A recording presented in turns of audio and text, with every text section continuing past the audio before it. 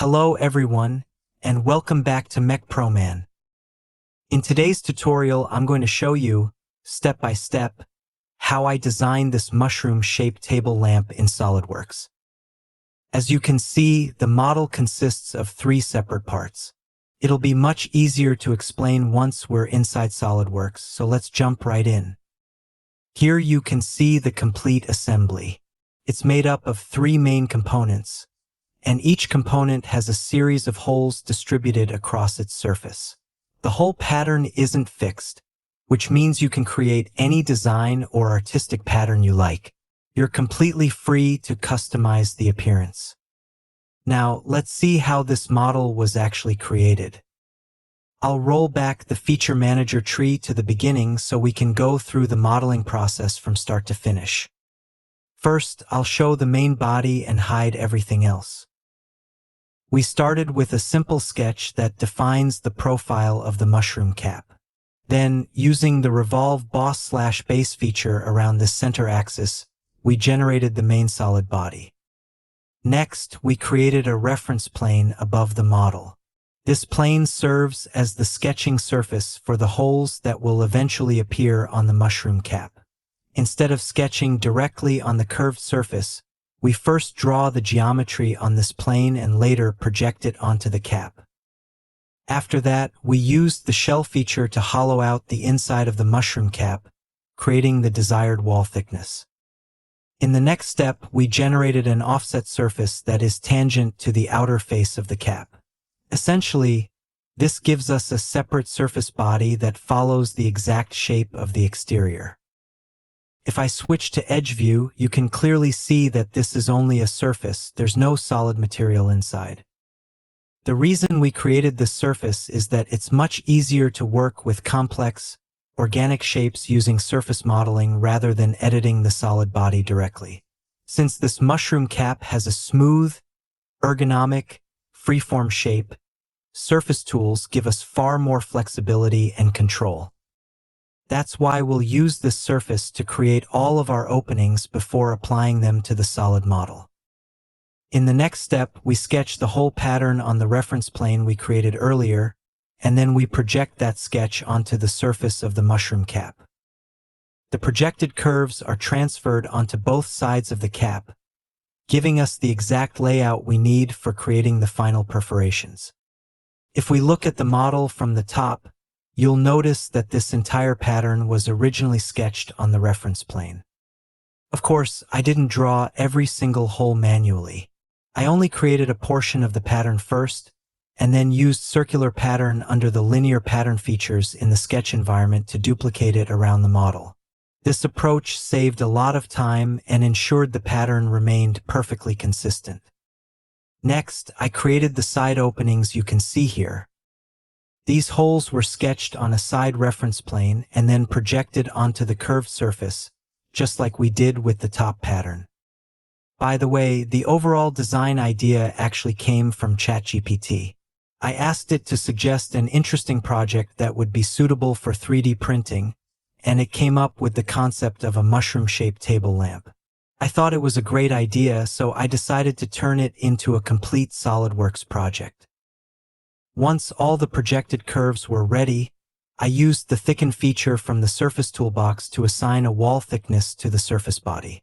This converted the surface back into a solid body, allowing us to continue with the mechanical features. The next step was creating the connection between the upper cap and the lower section. To do that, I sketched the profile of the threaded area and used the Revolve feature to create the cylindrical surface that would receive the thread.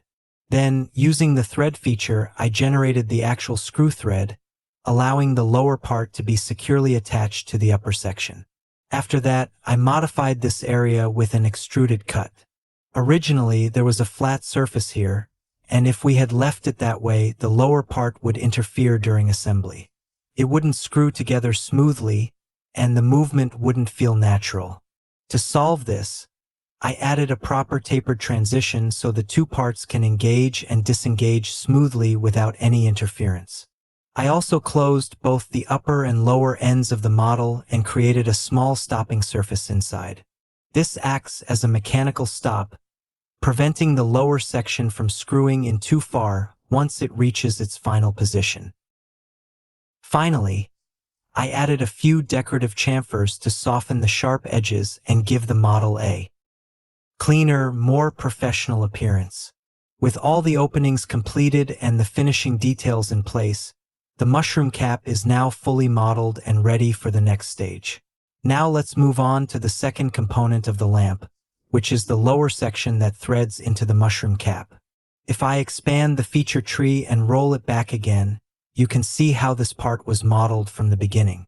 Just like before, we started with a simple base sketch and used the Revolve feature to create the main body. Next, I created an internal cut to hollow out the part where needed. After that, I generated an offset surface with a 0 offset. This creates a separate surface body that matches the original geometry exactly. Then I hid the solid body, allowing me to work directly on the surface. This makes it much easier to create the perforation pattern, just as we did with the mushroom cap. Once all the openings were completed, I used the Thicken feature to convert the surface back into a solid body. The next step was creating the functional connection features. This area serves two purposes. First, it provides the seat for the lamp socket, and second, it contains the external thread that will mate with the third component, which we'll model in the next stage. So I created the external thread here using the thread feature. Just like on the upper part, I also reshaped these transition areas to eliminate any interference during assembly. These smooth, tapered surfaces allow the parts to screw together without binding.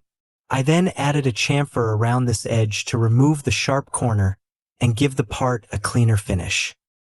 Next, I created this internal cut so there would be enough space for the threaded section. Finally, I added the same tapered transitions on the opposite side and created the center hole for the lamp socket and the electrical cable to pass through. With that, the second component is complete. Now let's move on to the third and final part of the assembly. Component of the assembly. The overall modeling process is very similar to the middle section, so I won't repeat every single detail. However, there are a few important differences that are worth mentioning. The first major difference is that this time we didn't start with a Revolve feature.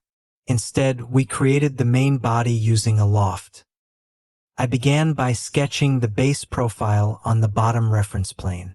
Then I created another circular sketch on a second reference plane located above it at a specified distance. To control the final shape of the loft, I added several guide curves. These guide curves define the overall contour and ensure that the loft transitions smoothly between the two profiles, giving the part its organic mushroom-like shape. Once the main body was created, I added this extruded cut to form the overhanging lip underneath the mushroom cap, giving it a much more realistic appearance. Next, I extruded the central section, hollowed out the inside, and created the required threads using the thread feature. Unlike the previous two components, I didn't use the surface modeling workflow for creating the whole pattern this time because I felt it wasn't really necessary. Instead, I used the wrap feature. The wrap command is another very useful way of transferring a sketch onto a curved surface. If I edit the feature, you can see exactly how it works. First, we select the sketch that contains our whole pattern. Then we choose the emboss option, followed by selecting the faces where the sketch should be applied. Notice that if one of these faces isn't selected, the pattern won't be transferred onto that area. That's why it's important to choose all the required faces before confirming the feature. In this case, I used an emboss depth of 3 mm, which matches the wall thickness of this part. After confirming the feature, the sketch is projected directly onto the curved surface, making it very easy to generate the perforation pattern. Finally, I added the remaining functional features. Here I created the opening for the on-off switch, along with the channel for routing the power cable through the base. I also modeled a cable holder that keeps the electrical cord securely in place. In addition, I modeled the lamp socket and the plug assembly. If I hide the outer body, or even better, create a section view, you can clearly see how everything fits together internally. This platform right here is where the lamp socket sits. Once it's in position, it's locked securely using a retaining nut. The light bulb is then inserted through the opening and screwed into the socket. You can also see how the wiring is routed inside the model. The live wire passes through the switch first before continuing to the plug, while the neutral wire runs directly from the socket to the plug. This is a simple and clean wiring layout that's easy to assemble after printing. And that's how we designed this complete mushroom table lamp in SolidWorks. Each of these parts can be 3D printed individually and then assembled together to create the final product. It's a fun project that's not only great for practicing SolidWorks techniques, but also makes a stylish decorative lamp for your desk or bedroom. I hope you enjoyed this tutorial and found it useful. If you did, please don't forget to like the video and subscribe to the channel. If you have any questions, feel free to leave them in the comments, and I'll be happy to answer them. Also, if you'd like to see more SolidWorks tutorials, let me know in the comments exactly what topics you'd like me to cover in future videos. Thanks for watching, and I'll see you in the next one. Goodbye.